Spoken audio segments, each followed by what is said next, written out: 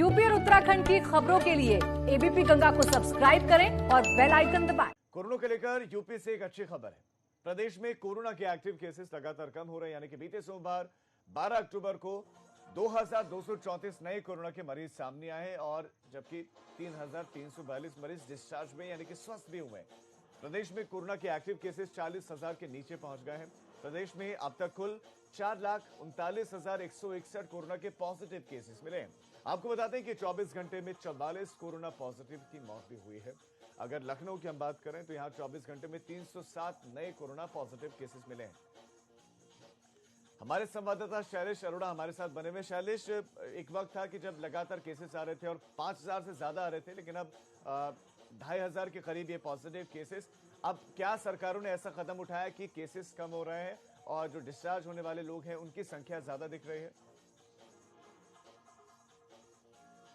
देखिए राजीव, अगर हम पीछे देखें, जैसा अभी आपने बताया कि पिछले कुछ समय पहले अगर हम जाते हैं, जिस समय पीक पर चल रहा था कह सकते हैं कोरोना, उस समय एक एक दिन में 7,000 से ज्यादा केस एक एक दिन में आए हैं। इसके अलावा अगर यूपी की हम बात करें तो करीब 70,000 एक्टिव केस यहां पर पहुंच गए थे।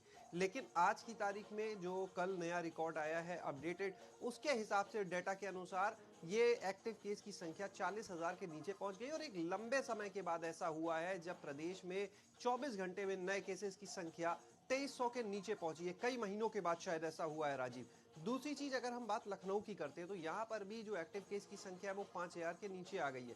जबकि कुछ समय पहले, शायद एक महीना पहले की बात रही होगी, एक सवा महीना, जब ये संख्या 10,000 के ऊपर चला करती थी।